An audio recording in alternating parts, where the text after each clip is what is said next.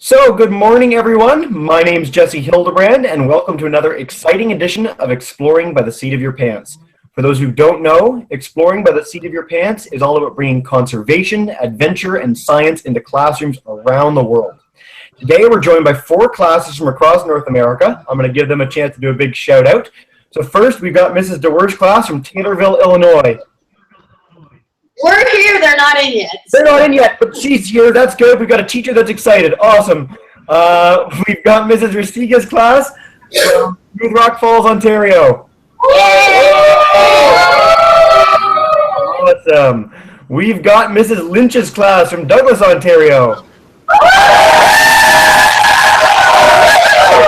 Super excited. And they're just coming in. We've got Mrs. Hans's class from Austin, Texas. Hey, guys, say hello. Hello, 2 or 3 students. Awesome. So, of course, the reason you guys are all here today is for our speaker. We're joined live from the North Canada by Meagan McGrath. She was named one of Canada Geographic, one of their top 25 women explorers. I think she might be #1. She has cycled across Canada. She's run ultra marathons in the Sahara. She's climbed the highest peak in every continent, and she's been to the North and South Poles. So without further ado, I'm going to turn it over to her. Thank you so much for being with us here today, Meagan. Hi, everyone. I am calling from Yellowknife, Northwest Territories, and I'm really happy to speak with everyone today. It's really my pleasure to do so. Today, I'm going to speak a little bit about how I got into mountaineering and the adventures that I've been on since. As a youngster, I grew up in Sudbury, Ontario. So for the folks calling from Ontario, it's a great province and I know all about it. I grew up in Sudbury, which has a lot of lakes and a lot of rock. And I know that much of North America is covered in this type of geography. And as a youngster, I would go out in the backyard or off on my own or with my friends and explore. And I was always curious what lay over the next ridge. And I went to high school, of course, and I focused on, I really enjoyed physical education or gym classes, but I also spent a lot of time in science. I was always very curious about the natural world. And this led me going into university where I studied chemistry. And I learned from my chemistry studies that all the sciences are very much interlinked. And this gets the mind rolling. And when you're outside in the natural world and you see the things that you were reading in books and you're studying and feeling them with your hands and seeing them with your eyes, I found that to be quite intriguing. And although academics was very interesting, and I'm still interested to this day, my entire life I've always been interested in adventure and wondering if all those things that I've read about in books, whether they be National Geographic magazines, the speakers that I would encounter at Science North in Sudbury, Ontario, or any of the other places that I would encounter interesting stories of adventure, I always wondered if I would be able to do it. When I graduated university, I discovered that I had the ability to do so. And next slide, please. When I graduated university, I found myself going on my first adventure to Kilimanjaro. And it was in Kilimanjaro that I discovered that I truly had a passion for the sport. Now keep in mind, I had never been on a climbing trip before. I had camped and I had traveled a little bit throughout North America with my family, but this was the first time I was going on a strange expedition, shall we say, to Africa. And the journey was not easy my first time. This was the first climb to 19,500 feet.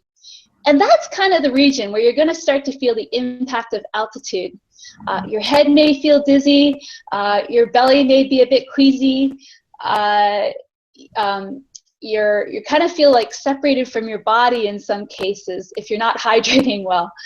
And it was quite a journey, but I loved every step.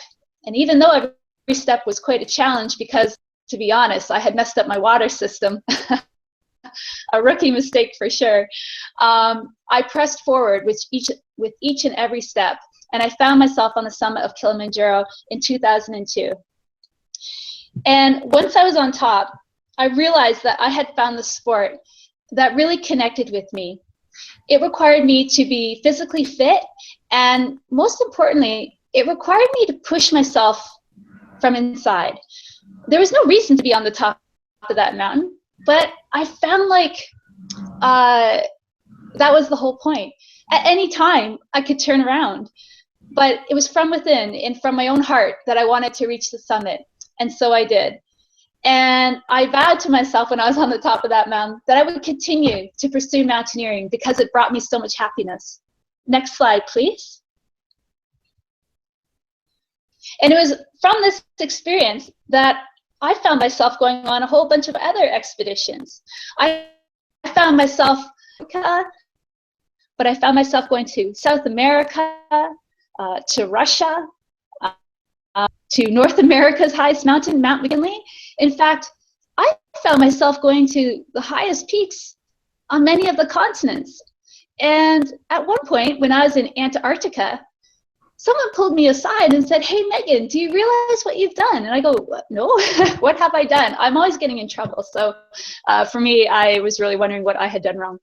But the person said, no, you've climbed 6 of the 7 summits. And it occurred that the person was suggesting I climb all 7 summits, which, to be honest, was never my goal at the outset. It's just what I happened to be doing, as those were the trips that were offered on guided trips. See, I had climbed these mountains with guides because I was new to the sport.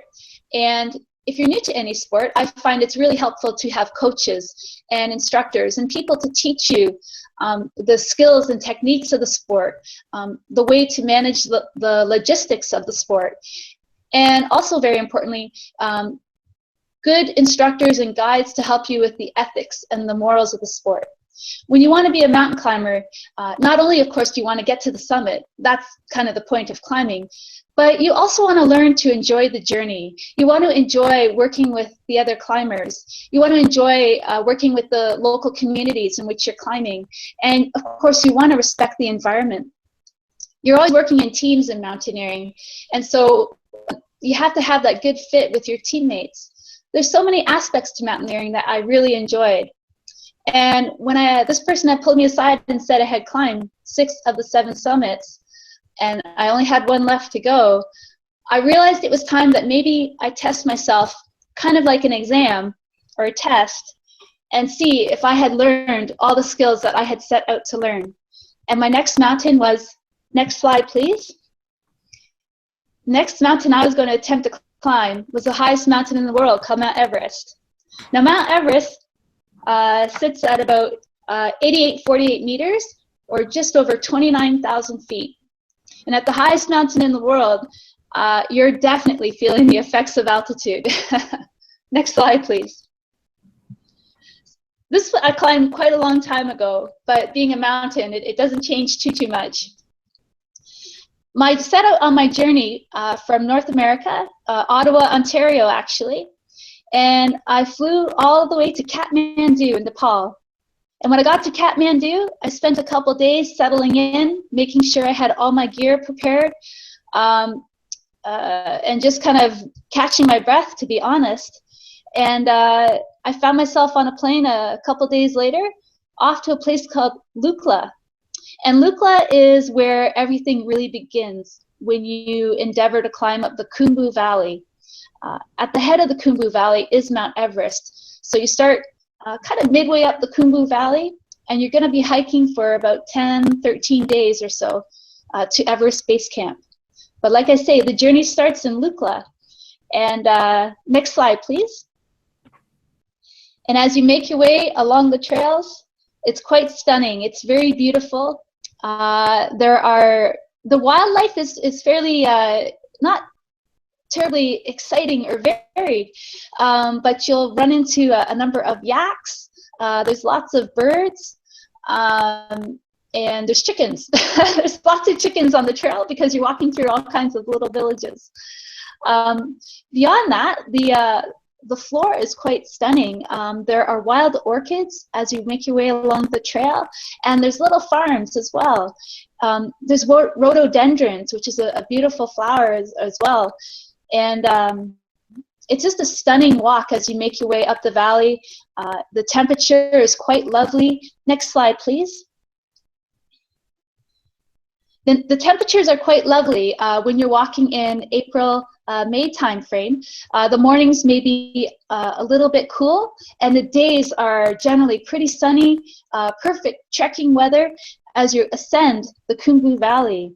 And the vegetation decreases as you make your way higher in altitude. So as where you began in Lukla, there were many trees and bushes. As you begin to climb higher, the trees become shorter, and eventually there's no more trees, and the bushes become less robust. They become less, well, bushy. Next slide, please. As you're making your way up the valley, you, of course, are going higher, and the vistas become quite stunning as you make your way out of the valley areas, and you begin to see the highest peaks around you. In addition to this, you can't help but notice many aspects of the Buddhist faith, whether these be prayer flags that are blowing in the wind, or next slide, please, or mani stones. And these are actually stones that have been carved with scripture, which is essentially a prayer and of bringing good hope and good blessings. And these you will find as you make your way up to Everest Base Camp. They're quite beautiful. Some are small stone carvings, and some are very large stone carvings carved right into actual humongous boulders that are in the middle of the trail. And it's always important as we make our way, as you climb anywhere, whether it be in the Khumbu Valley in Nepal or anywhere in Pakistan or any other country, it's always very important to respect the local culture and the local faiths. And it's very informative as well, as you begin to realize that you know, people follow different cultures and beliefs, and it's always a good learning opportunity to see how others perceive the world. Next slide, please. In keeping with learning about other faiths as you make your way up the trail, one of the places that we tend to sleep is called Tengboshe. And Tengboshe is actually, it's kind of on a ridge, and it's on a ridge, and there's two valleys. There's a valley on either side, and this is a monastery, and it's still used to this day. And it's quite interesting. If you arrive in good enough time, say late afternoon, the monks are holding their daily prayers, and very often visitors to Tengboshe Monastery are invited to sit in and listen to the prayers of the day. And again, it's a unique experience and one that is highly recommended for visitors traveling through the Khumbu Valley. Next slide, please. As we begin to make our way up the mountain, as I mentioned, the bushes become smaller, the trees become non-existent, and eventually there's no more trees, there's no more vegetation. And what you have is essentially you're walking on the Khumbu Glacier, and you're walking on rock and ice at this point. And now also you're quite high. You're probably getting up to about 15,000 feet or so. And so you're not necessarily sprinting up the trail, not by a long shot. But the folks who are sprinting up the trail are the Sherpa people. The Sherpa, it's not a job title. It's not someone who carries things necessarily. The Sherpa is a culture. I am Canadian. I am Ontarian. A Sherpa is a Sherpa. They migrated over from Tibet many years ago, and many Sherpa people live in the Khumbu Valley, and they are vital to climbing expeditions to Mount Everest. They assist all the climbers, ensuring that the journey is safe, and they do a lot of the hard legwork. And they are definitely deserving of a lot of appreciation from all of us climbers. They're climbers too, they're guides, they're cooks, they help us carry stuff, they set up all our camps, they provide a wealth of knowledge and experience on weather conditions, they give us advice on what to expect as we make our way up the mountains. Again, vital to success on climbing trips to Mount Everest.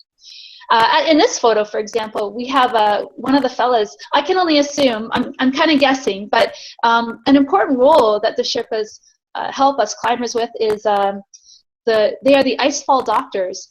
And these are the folks who each day go up into the Khumbu Glacier, which we'll see in just a moment, and help set the route and make sure that the route is passable each day. And this fella is carrying up, oh gosh, about maybe 4 ladders or so, which will be spanned across crevasses in the Khumbu Glacier. And he is hustling. I stepped off the trail to take this picture because he was really moving. So these guys are fit, they're strong, they're smart, and extremely experienced and vital for success on the mountain. Next slide, please. At some point, you make your way to Everest Base Camp. In this photo, Everest Base Camp is located in the bottom left quadrant. It may be hard to see, but there's a bunch of yellow tents down there. And it's essentially a small town that is set up each time season where climbers from around the world come and make their attempt on Mount Everest, and also a mountain called Lhotse, which is just to the right of Mount Everest in this photo. So I wonder if my mouse will work. Nope. In the center of the photo with the highest peak, that is Mount Everest. The broader peak just to the left, yes, thank you, where that mouse is, that is Lhotse. And that's a mountain I'll also be speaking about later on in today's presentation. Again, when you're standing looking at the highest point on the planet, it's a bit much to take in. And that's the thing about climbing, is you really have to realize that to ascend anything, whether it be a mountain or to tackle really difficult problems in life, to be honest, you kind of just got to take it one step at a time. These mountains are climbed by inches at a time. And these small bites all can add up to a great success in the end. So even when we're faced with daunting projects at school or difficult challenges at home or in sports, just realize that if you tackle it bit by bit, you might just find success at the end. You just got to keep at it. Next slide, please. So we're at Everest Base Camp. When you first get there, it's quite snowy, but the snow does tend to dissipate as you spend more time on the mountain, because we move from April to May, and May is a less snowy season compared to April. But this is what it looks like when we get there. Next slide, please. When you first arrive, you've completed the trekking portion of the climb, but when you want to make your way onto actually climbing the mountain, you must pay respects to the gods of the mountains, or pay respects to the spirit of the mountain. And to do this, we hold a puja ceremony, which is a small ceremony held by the Sherpas, and they bring in essentially some Buddhist monks, and there's a small ceremony which everyone gets to participate and ask permission to climb on the shoulders of the mountain. Next slide, please. With this ceremony complete, we can now turn our attention toward the mountain. And in this photo, you see the Khumbu icefall. Now, this icefall is a bit deceptive because it's hard to capture the size of these ice blocks. But some of them can be the size of small sheds, even small houses, and they can collapse without warning. This is a very dangerous place to be passing through. We have avalanches that can be falling off the shoulder of the mountain. There's crevasses in which people can fall. And again, as I mentioned, ice can be falling on top of people at any time. So one must be traveling through here very quickly and with great attention. Next slide, please.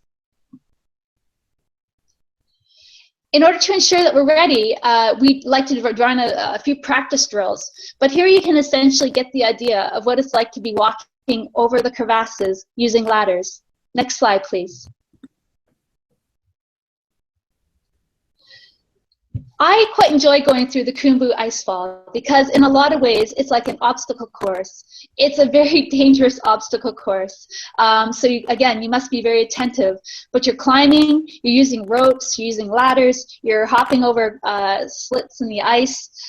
You have to be crawling under things occasionally. So you have to have a 360 awareness going on. Your ears have to be open, your eyes have to be open.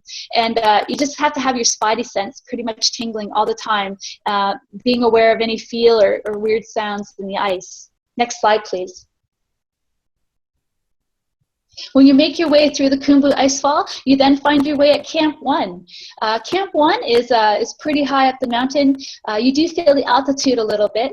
And Camp 1 is more of a way station. You don't spend too much time at Camp 1. You may sleep there for a night or two, but really, you want to be making your way to Camp 2, which is an advanced base camp. Next slide, please.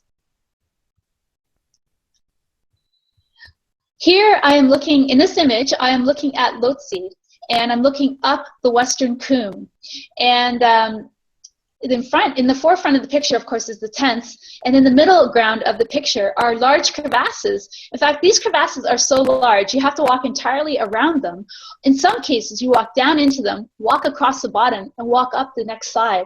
These are enormous crevasses, and it's a very dynamic part of the glacier. So again, you must always be paying attention. You sure don't want to fall into any of the crevasses. Next slide, please. In this image, I'm on the Lhotse face. And in the middle where there is that brown portion of the image, essentially that is the Camp 2 area. So from Camp 1, we make our way to Camp 2. Camp 2 is an advanced base camp where we have the Sherpa teams, our logisticians, our cooks. They sent up some great facility there in terms of tents. There's a small kitchen, and it's a little more robust than just the way station at Camp 1. But we don't stay there very long, and before we know it, we're making our way up the mountain and toward the summit. Next slide, please.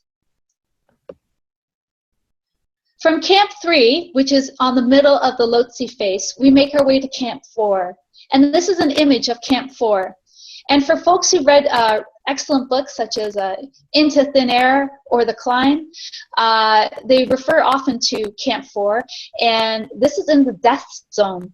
The death zone generally applies to altitudes above 8,000 meters. And this camp is at 8,000 meters.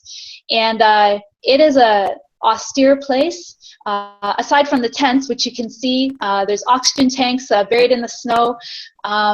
It again is a way station. You just stop here as you try and wait for time for it to go to the summit. Next slide, please.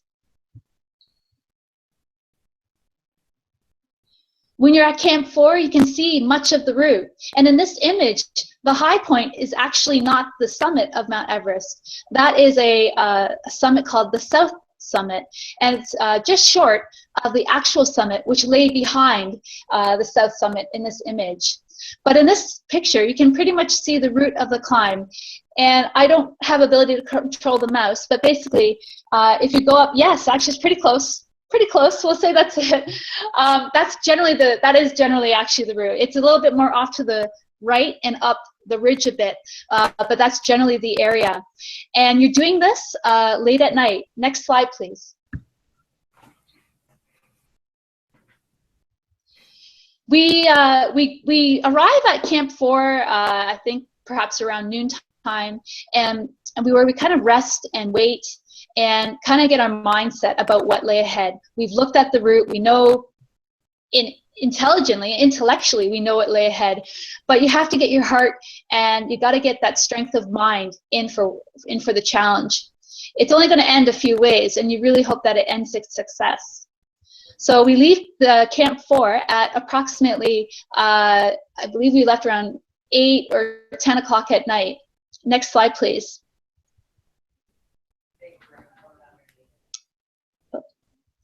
It's dark when you're making your way up the mountain. All you see is a row of headlights. There's many climbers on the route. If you're lucky, you have a clear night and the stars are shining above, and you hear the crunch, crunch of each step that you take. And you don't take too many breaks, but one break I did take was on the South Summit. As I showed you in the former picture, the South Summit isn't necessarily the summit of Mount Everest. In this photo, I'm standing on the South Summit and looking at the summit of Mount Everest, the highest point in the world. And of course, that's the highest point in this photo. Now, what you also notice is this is called the Summit Ridge, and you can see that there are many people on the route. Now, I took this picture after I had been to the summit. So when I got to the summit, I was very fortunate in that there were not too many people. But as you can see, it's a very busy route. And you have to be very attentive. It's quite a fall on either side of that ridge. On the one side, on the right-hand side, it's about 10,000 foot drop down the Kangshung face, and on the left-hand side of this ridge, it's about an 8,000 foot drop into Camp 2. So you really want to be having good footing, ensuring that you have all your safety factors in place. Next slide, please. You stand on the summit and you are seeing the highest view that you can in the world if you are not in an airplane. And we have the shadows of the mountains. Next slide, please. You can look over into Tibet. Next slide, please. You can look at other 8,000 meter peaks such as Makalu, which is the image in this picture. Next slide, please. You can also look at some other mountains that you've passed along the way, at which you're only at the base. And in this image, we see Ama de Blanc, which is a mountain just shy of 7,000 meters. Again, beautiful imagery from the highest point in the world. Next slide, please. With that, I thank my sponsors. I used my satellite phone to thank my sponsors. Science North was a big sponsor from Sudbury, Ontario. We were able to share the journey with them, and a whole bunch of other folks who were really supportive of helping me get to the top of the world. Next slide, please. I had a partner, of course, because it's dangerous to climb an 8,000 meter peak without one. Angrita was my Sherpa partner, and together we made our way to the highest point, Mount Everest, in 2007. Next slide, please. With that adventure under my belt, I wasn't done. I like to be on an adventure, but also know I have another adventure ahead. And when I was at Everest Base Camp, I'd read a book about a fella who had journeyed to the South Pole. And when I read that book, I realized that I had those skills. I know how to winter camp. I know how to use a map and compass. I know how to pull a sled on skis. And I decided that maybe I could use all those skills in one event. And that's how I kind of got on my next journey. Next slide, please. This journey was going to take me to Antarctica, where I was going to cross from Patriot Hills and go to the South Pole, a distance of 1,095 kilometers. And since I had never done it before, I estimated that it would take 45 to 60 days. I would be alone on the ice with no help from the outside world.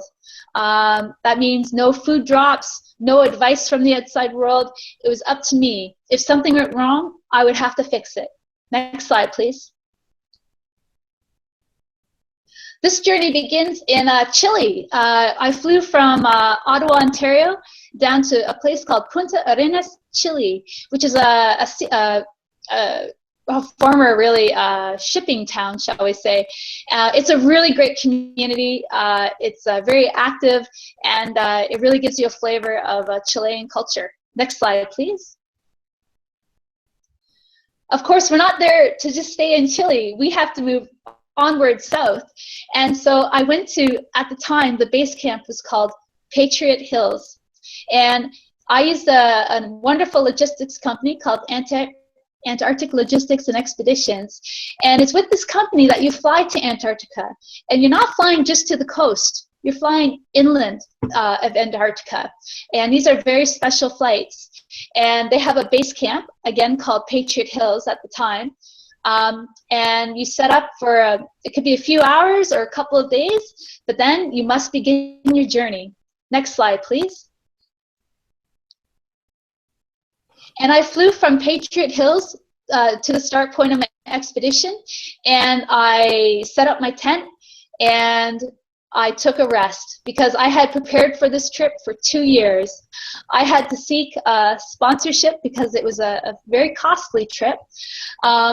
But also, I worked with other Antarctic explorers who were very helpful in providing excellent advice. And it was a really wonderful community to work with these folks, as they were very helpful with information, willing to offer the advice that I would require, and any training tips, gear recommendations, food recommendations. And finally, when I was at the start point of my trip, I could finally take a breath, and I slept for a few hours before setting off. But set off I did. Next slide, please. And as I skied, I pulled my sled, and there was really nothing. There was nothing around. There's nothing in the foreground. There's nothing in the background. All I could see generally was a line and a blue sky if I was lucky. Next slide, please. The snow was crunchy for the most part. I used skis, just regular old cross-country skis, and I just kind of plodded along. The point of the skis wasn't necessarily to slide. In fact, the point of the skis on this expedition is to distribute your weight so you're not sinking into the snow with each step. Next slide, please. A big challenge is the size of the sastrugi. Sastrugi is a term to describe waves of snow. And sometimes the waves are as big as your sled, and you're pulling your sled over these giant waves of snow, or you're falling into ditches that can swallow your sled. Next slide, please. It's quite cool. Everyone asked me what the temperature was, and honestly, I don't even know. There was no point. I figured I'd be working in minus 40 degrees Celsius regularly, and so I prepared for such temperatures. I can't say that it was minus 40 every day. I don't think it was that cold every day. It certainly was on occasion. But being prepared, covering every area of your skin, wearing the goggles to protect from the sun and from the cold. I wore gloves, and I had a breathing hole in the face mask I wore, and this allowed me to breathe in and out. And the condensation, as you can see around the mouth area, was just a side effect from me breathing as I pulled the sled for miles and miles every day. Next slide, please. At some point, though, I did find my way to the South Pole. And to do this, I used navigation. There's a number of types of navigation you use. Of course, I had maps and I had compass. Very rudimentary ways to navigate. Very important, though. The maps were vital for success on this expedition. So using the map and my compass orientation every hour or so, I would double check it. Also, I had GPS systems to rely upon, as well as you're plodding along each day, just looking at the directionality of the striations of those waves of ice. That's sastrugi in the snow. It generally doesn't change direction, so you can use that as a navigation aid as well. And I did find my way to the South Pole. Next slide, please. And I got a picture taken there. And as you saw in the former picture, the South Pole is actually a station. The National Science Foundation, it's an American science foundation. They have a big science facility there. It's fascinating and interesting. They have lots of exciting experiments going on there. And unique experiments, as the South Pole offers an environment that is very pristine. It is clean in terms of atmospheric cleanliness. There's not a lot in the air. It's also clean in terms of sound. It's a very quiet area aside from the wind. And also visibility to space is also very good there as well. So they are able to conduct a lot of experiments from the South Pole. But I was happy to just get to the South Pole. Next slide, please. Following this expedition to the South Pole, I made my way on to a number of other mountains because, again, I really enjoy mountaineering, and I'll just kind of ramble them off here for you, but next slide, please. I didn't want to just stop at polar expeditioning. I found myself back to Lhotse in Nepal, a mountain I spoke about earlier, which is right beside Mount Everest. So I made my way through the Khumbu icefall and such again. Next slide, please.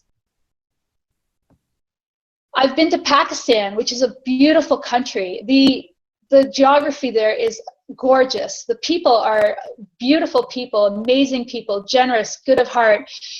They want to share the beauty of their country. Next slide, please.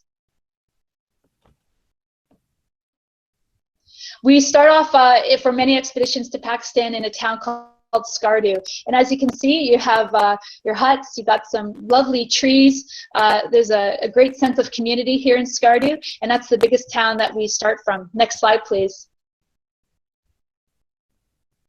When you start in Skardu, you drive for a day to a village that's very remote called Ascoli, where you get all your bags put together, you hire a whole bunch of porters, and you begin to make your way up the Baltoro Valley. Next slide, please.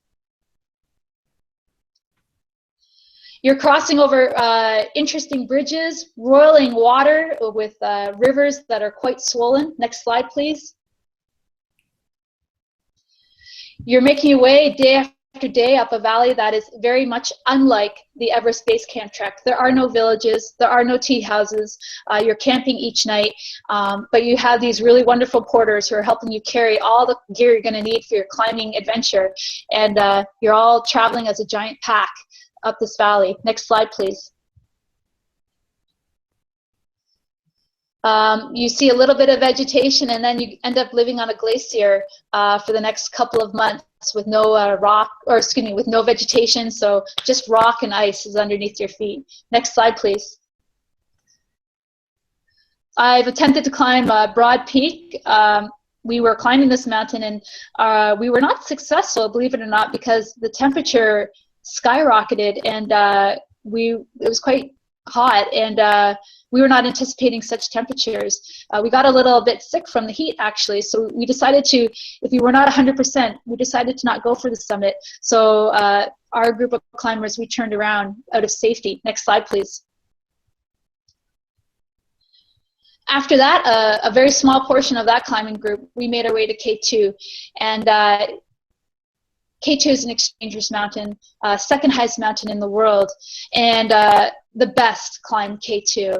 I had made my way just shy of Camp 3, where I decided to turn around, as it was quite dangerous, to be honest. The rock was falling out of the ice, falling on climbers, and that wasn't too much fun. And I decided to wait for another time, and hopefully it will be a bit safer the next time I go. Next slide, please. This is just an image on the side of K2, and to give you an idea of the vista that you see. These are the glaciers that you walk up and down, and the glaciers that you live on for a couple of months at a time. As you can tell, it's very remote. Next slide, please.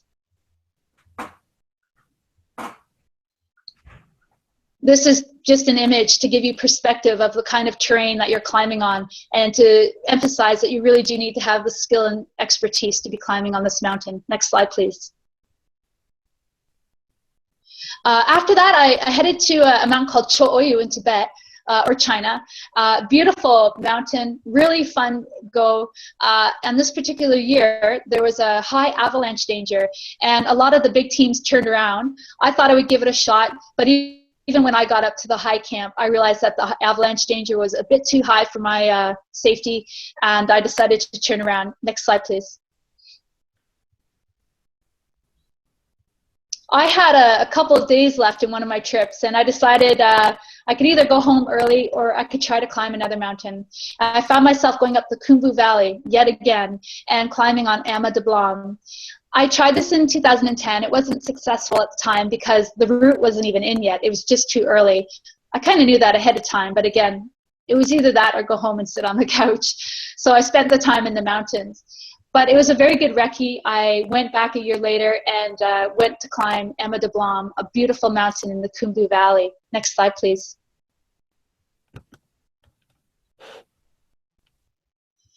These are just some of the folks who've helped me, the sponsors, and people have provided some excellent advice, and definitely worth noting. And I thank them very much. Next slide, please. Everyone, thank you so much for your attention. I realize I ran a bit long, but honestly, there's so much to share. Life is full of adventures. I really hope that if you guys have something that you're really interested in, you've read it in a book, trust me, if you really want to do it, it can happen. And I really encourage you to get out there and make your dreams come true. Thank you very much. Excellent. All right, so thank you so much, Megan. What we'll do now is we'll turn it over to the class for question and answer. So we'll start with Mrs. DeWer's class. Go right ahead, guys. How much? Can you hear me okay? Yep. Yes, I can. Well, they're kind of shy, so I'll ask. They want to know, how much does climbing Mount Everest cost? That's a very good question. The cost to climb Mount Everest seems to fluctuate. I did it without a guide. As I mentioned, I was using my own skills to go up the mountain, and I relied upon the advice of the Sherpa team that I was with. So doing it that way, many years ago in 2007, it cost about $35,000 Canadian. Now that has changed. I believe it's a bit more nowadays. If you climb with a Western guide, your cost can be upward of 80,000 American or even 100,000 American. So the cost quite a large range, and depending on your skill level and what you can bring to the climb, that might alleviate some of the costs. Excellent. All right, we'll go to Mrs. Rasiga's class. Okay, come here. Cortez. Can you hear us? Yep. Okay. Yeah. Which mountain peak was the scariest climbing up and why? That is easy. When I was climbing on K2, that was the scariest climb. And the reason was because I didn't necessarily have a partner as I was climbing. My partner had become sick. He was in California and was not able to join me. So I was climbing very tentatively, but I was with a group, but I wasn't part of their group. So I had folks around, and we were all kind of in a big group, but none of them were my partner per se. And so as I was climbing the mountain, it was quite dangerous. There was a lot of rock falling out of the ice because the rock and the ice would melt, the ice would melt and the rocks would fall onto us climbers. And so we were all kind of being hit by rocks all the time. And that was scary because if I got hit, there was no one around to know or to help or anything. So that's why I turned around, because the climb was just a little too dangerous, and there was a very high risk that I could be hit by rock and fall forever. So that was a very scary climb. Good decision to go back. Yeah, I think so. We'll go to Mrs. Lynch's class. While you were climbing, did anyone you climbed with have to turn back? Yes. There's been climbs where I've been on and folks have turned around. And folks turn around. It's very good when people turn around. It's not a bad thing. People have different reasons because we all have different levels of risk that we are willing to take on. Like as I said on K2, I had reached my maximum level of risk and it was no longer safe for me, and I decided to turn around. Other people might feel sick. Other people might miss home even and decide to turn around. But that's okay, because if your head is not 100% in the game, if you're not 100% focused on the climb, then it is absolutely okay to turn around. The focus required for mountain climbing is extensive, and that's one of the fun parts of the sport. So if you're not into it, you're not focused, you can turn around, go home, and be safe. All right, we'll go to Mrs. Hans's class. You have a question? Go ahead. Just ask. Hi. Hi. Oh, what is your next adventure? Like, Could you repeat Sorry? the question, guys? Say it louder. what is your next adventure? Your next adventure. Oh, sorry, I'm missing that question. Could someone possibly repeat? Yeah, what's your next adventure, they asked, Megan. Oh, very good. Well, in a week and a half or so, not even, next weekend, I leave to go to Papua, Indonesia, where I am going to go into the jungle and climb 2 mountains, one of which is not climbed very frequently at all. There's a few climbs on that mountain. We're going to be using machetes to hack through jungles. I have to figure out where the summit of the peak actually is. I have spoken in preparation for this trip with another fellow from Austria who has climbed this mountain just for advice because it is so remote. And hopefully next February, I'll be heading back to Chile and climbing a mountain there called Hoyos del Salado. It's a beautiful mountain in the Atacama Desert. Excellent. All right, so while you were speaking, you were joined by our 5th class. We have Mrs. Redmond's class from Missouri. Unfortunately, I can't demute your microphone, so if you guys would be able to do that, and then you can ask Megan a question, that would be great. Did you ever want to give up? If so, what was your inspiration to keep going? In climbing in general, or expeditioning in general, I have never wanted to quit. I have loved every moment of this sport. It's a challenge in every way, and I know that there's challenges, so I face each challenge knowing the whole point of me being there is to solve the challenge. If you're talking about particular mountains where there's ever been a time I wanted to quit, I never wanted to quit out of spirit. I have turned around on different peaks again because of safety concerns, but I've never ever quit because I didn't want to do it anymore or I just was tired or anything. The beauty of the sport is, you know, going into it, it's going to be one of the toughest things you've ever done. And if you enjoy challenging yourself, if you enjoy having to draw from really deep inside, if you enjoy working your body so hard and for long, long hours, like you could go days without sleep because you're just pushing your way up the mountain, trying to survive in a winter storm, whatever the situation is, then this is the sport. Excellent. Megan, are you You can't be on the middle of a mountain and just want to give up. And so no, I've never want to quit the sport. And what keeps me going and what my inspiration is just my love of the sport. That's what it is. Excellent. All right. Megan, do you have time for another 5 more questions? I sure do. Lovely. All right, so we'll go back to Mrs. DeWer's class.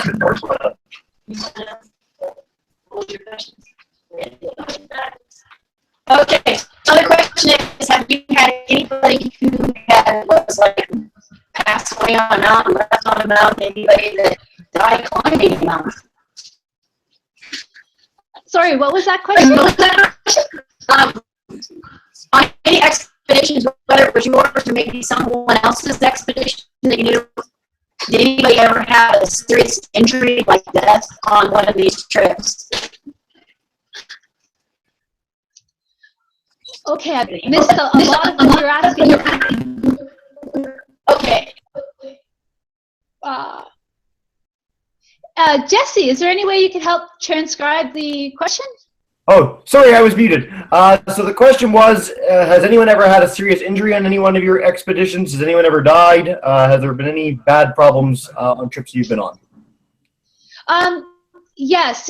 I mean, the nature of the sport is that it's very dangerous, and things unfortunately do go wrong, and unfortunately there have been some incidents, and sometimes it's a health-related incident, and sometimes it's an accident that happens on the mountain. And yes, I've been close to some of these incidents, not my partners per se, but you know, a team that I've been working with has experienced a death on the team or a sickness on the team. It does happen, but we bond together, and we carry on in the correct way to both the situation. Good answer. Good question. So let's go to Mrs. Rosiga's class. Were you scared of traveling by yourself to the South Pole? Not at first. Because I was short on time, I left out a big detail, but because it's kind of a whole other story. But when I first set out, I actually set out on a route from a place called Hercules Inlet, which is the coast of Antarctica, where the ice meets the land. I was out on the trail on the route for 2 days, and then I fell in a crevasse, and then I had to be rescued. That was not good. So that's why I ended up starting my expedition from Patriot to restart my expedition. So the truth of the matter is, when I started from Hercules Inlet, I wasn't scared to be alone. I was really looking forward to the whole thing. I mean, there's a bit of fear, but not paralyzing fear. However, when I had to get the courage to go back out on the ice from Patriot Hills, I will admit there was a bit of fear there, because I had fallen into a crevasse, and of course the question is it going to happen again? And so I had to overcome that that fear, that nervousness.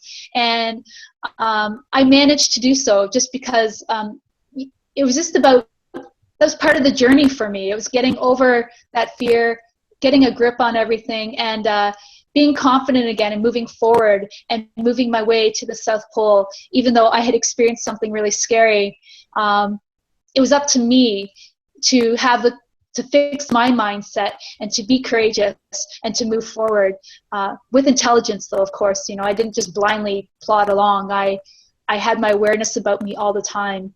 And so I didn't start off scared. I was scared, but then I wasn't scared again. So I hope that answers your question. I felt all the emotions. Excellent. We'll go back to Mrs. Lynch's class. Go ahead. Have you Nice and loud. were your parents supportive when you told them? Oh, Yeah, sorry, go ahead. excellent question. Were my parents supportive? Yeah, no, they weren't necessarily supportive. I think I'm answering your question, but tell me if I'm not. When I first started proposing, like sharing these ideas with my family, they were not thrilled, to be honest. They were quite scared and concerned. However, as I've shown them that I do my very best to be prepared, I do lots and lots of research. I practice expeditions. I train for expeditions. I study these expeditions. Shown them through actually going on the expeditions that I have skills required. I think they're still scared, but at least they have confidence that I've done everything I can to prepare. Excellent. I'm really glad we got that question. We'll go last but not least to Mrs. Hans's class. Hi again. Hi! Have you ever been like, if you could go back to one of your expeditions and do it again, and this time there would be like no expenses, what would it be and why? Oh, Jesse, can you help with that one? It cut out at the end there. Yeah, so if you could go back and do one of your expeditions again, which one would it be and why? Oh, that one's easy. Okay. Believe it or not, and not to sound too cliche, but my Mount Everest trip was my favorite trip so far, because it was the first time that I was my own expedition manager and my own, I was in charge of my own fate in a lot of ways. I really enjoyed the experience because I had there's a number of other international climbers on our permit, and we didn't climb together per se, but we shared our experiences, and sharing the stories and the knowledge and experiences with these guys was really great. I loved our Sherpa team, our Sirdar. His name was Pratemba. He was magnificently experienced, and he gave us all kinds of advice. He ran the logistics of that show like butter. He was a magician. He was experienced and wonderful human being.